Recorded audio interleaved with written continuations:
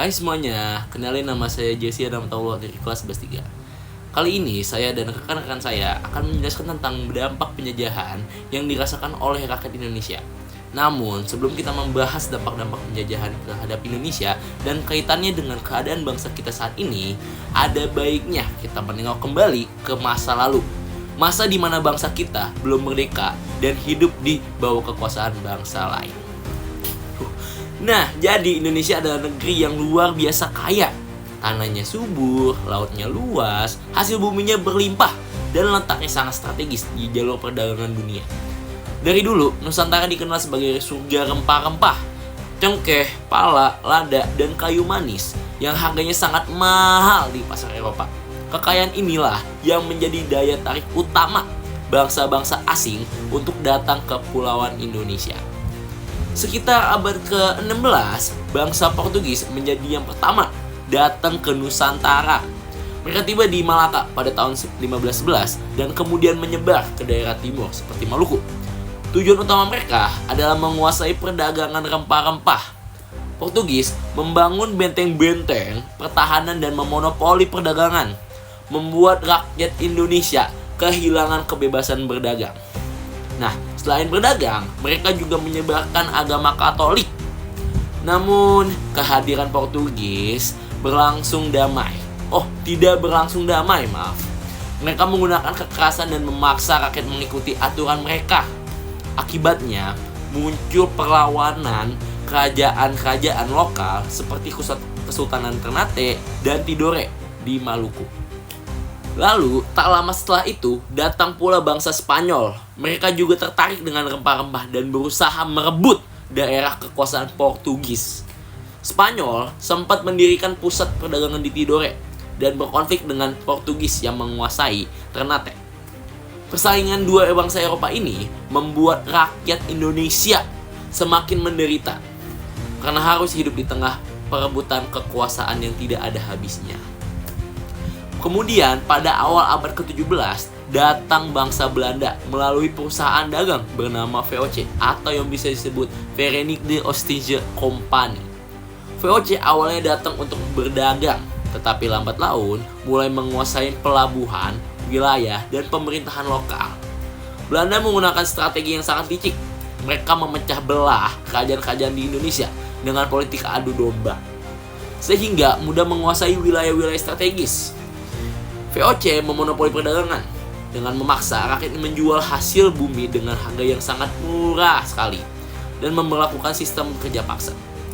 Bahkan setelah VOC bangkrut pada tahun 1799, kekuasaan Belanda tetap berlanjut di bawaan pemerintahan kolonial Hindia Belanda.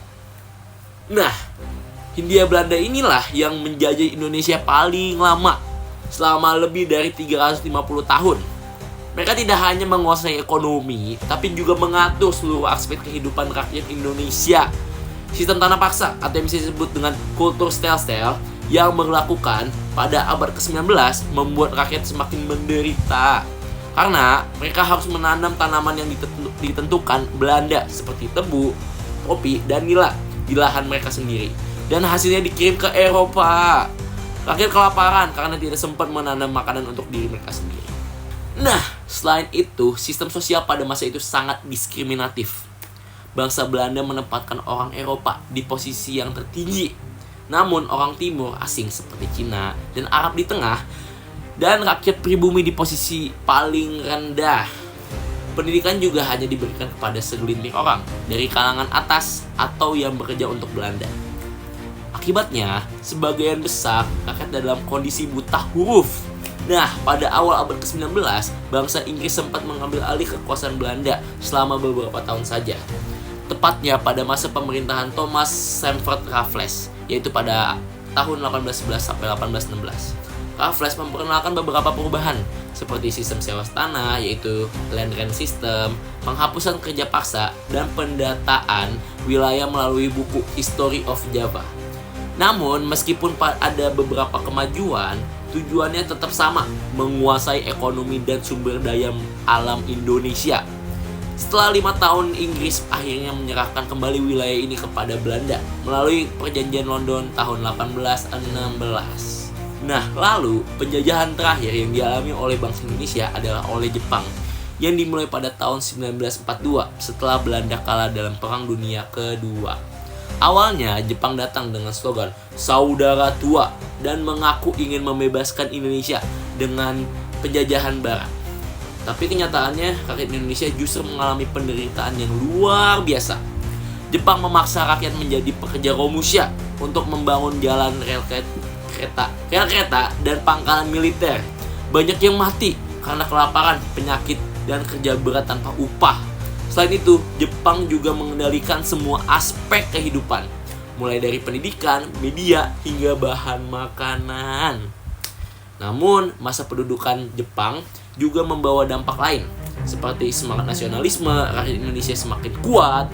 Jepang melatih pemuda-pemuda Indonesia dalam bidang militer dan memberi kesempatan terbatas bagi tokoh-tokoh nasional untuk berbicara.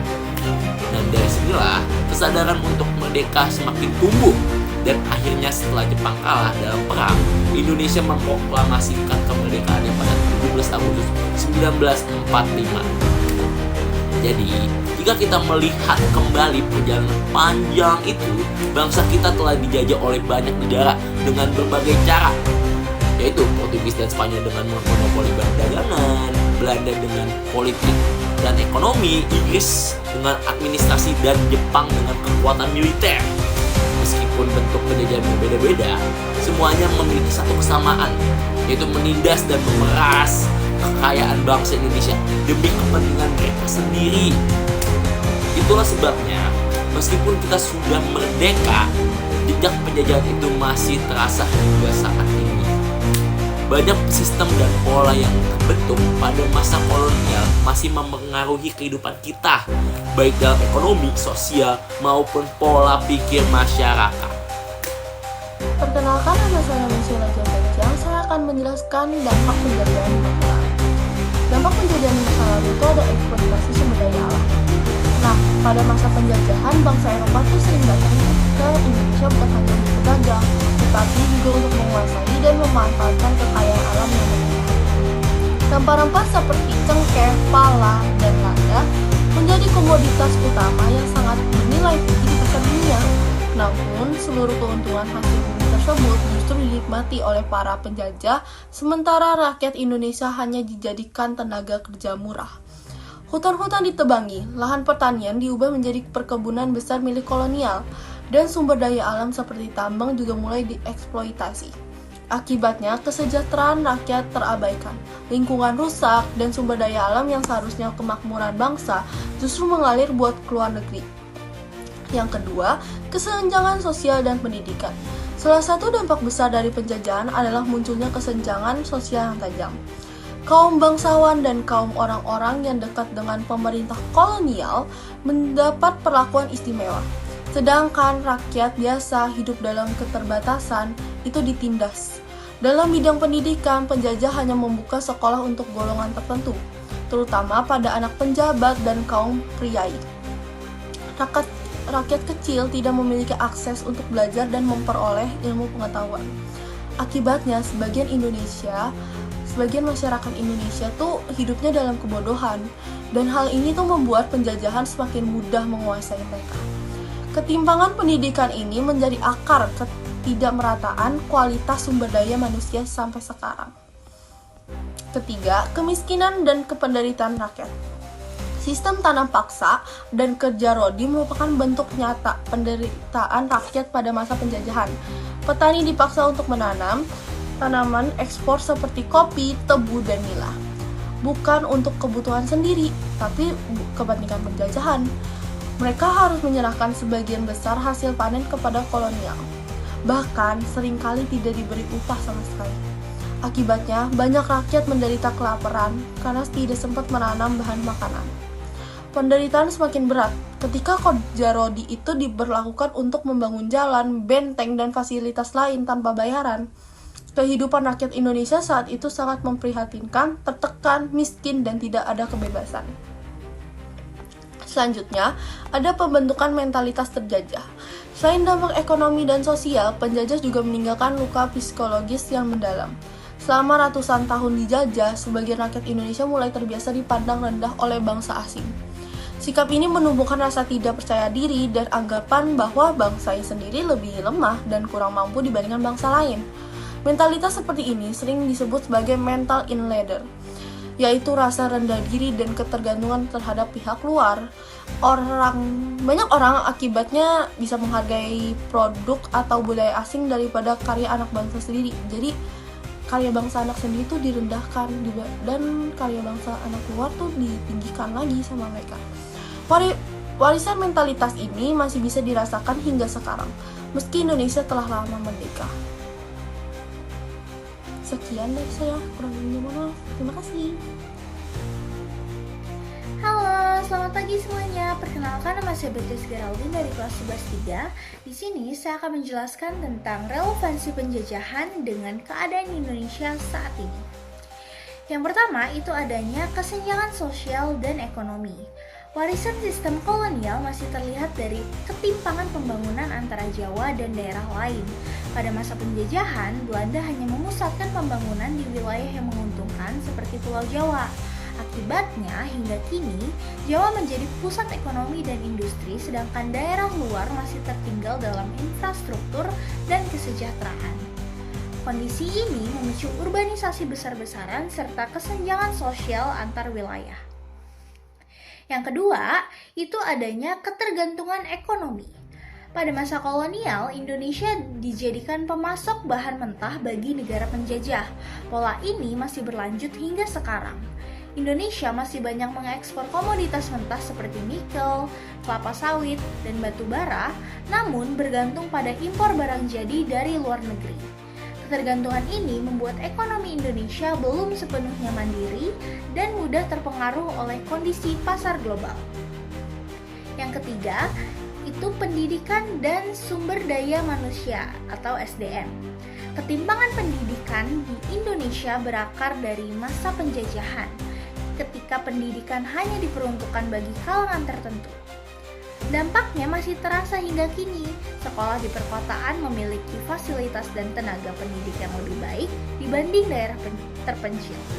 Akibatnya, kualitas SDM pun tidak merata, sehingga berpengaruh pada kemampuan setiap daerah dalam bersaing dan berkembang. Yang keempat, itu mentalitas bangsa. Penjajahan juga meninggalkan pengaruh terhadap cara berpikir masyarakat. Sikap rendah diri atau mental inlander membuat sebagian orang lebih mengagumi bangsa asing dan meremehkan produk dalam negeri. Pola pikir ini tampak dari perilaku konsumtif dan rasa kurang bangga terhadap karya bangsa sendiri. Perubahan mentalitas menjadi kunci agar bangsa Indonesia mampu berdiri sejajar dengan negara lain. Kesimpulannya, dampak penjajahan masih terasa dalam berbagai aspek kehidupan Indonesia saat ini, terutama dalam bidang ekonomi, pendidikan, dan mentalitas bangsa. Kesenjangan pembangunan, ketergantungan ekonomi, serta kurangnya rasa percaya diri terhadap kemampuan sendiri menunjukkan bahwa warisan kolonial pun belum sepenuhnya hilang. Untuk mengatasinya, Indonesia perlu memperkuat kemandirian, memeratakan pendidikan dan pembangunan, serta menumbuhkan kebanggaan terhadap jati diri bangsa agar mampu menjadi negara yang berdaulat dan maju. Sekian dari saya, terima kasih. Nah, jadi itulah materi-materi yang rekan-rekan saya bisa sampaikan. Keren bukan? Jadi, dari perjalanan panjang sejarah penjajahan kita bisa belajar bahwa penjajahan tidak hanya merampas tanah dan kekayaan bangsa, tetapi juga bisa menguasai pikiran dan jati diri rakyat Indonesia. Selama berabad-abad, bangsa kita hidup dalam penderitaan, bekerja paksa, kehilangan kebebasan, dan dijauhkan dari pendidikan. Namun, di balik penderitaan itu, lahirlah semangat perjuangan dan rasa persatuan yang luar biasa. Semangat yang akhirnya mengantarkan Indonesia pada kemerdekaannya. Meskipun kita telah merdeka, dampak penjajahan masih terasa hingga kini. Kesenjangan sosial, ketimpangan pendidikan, dan ketergantungan ekonomi masih menjadi tantangan yang harus kita hadapi bersama. Bahkan dalam cara berpikir pun, sebagian dari kita masih terpengaruh oleh mental-mental terjajah. merasa bangsa lain lebih unggul daripada bangsa kita sendiri. Karena itulah tugas kita sebagai generasi muda bukan lagi mengangkat senjata, melainkan melawan bentuk penjajahan baru, yaitu kebodohan, kemiskinan, dan sikap pesimis terhadap kemampuan bangsa sendiri. Kita harus belajar, berinovasi, dan berani menunjukkan bahwa Indonesia mampu berdiri sejajar dengan bangsa-bangsa lain. Kemerdekaan sejati bukan hanya bebas dari penjajahan, tetapi juga bebas dari rasa rendah diri, ketinggalan. Dengan semangat ini, persatuan dan cinta tanah air, mari kita lanjutkan perjuangan pahlawan-pahlawan dengan cara kita sendiri, melalui pendidikan, karya, dan kontribusi nyata untuk Indonesia yang lebih maju. Terima kasih, itulah materi-materi yang bisa kita sampaikan. Kurang lebihnya mohon maaf, dan wassalamualaikum warahmatullahi wabarakatuh.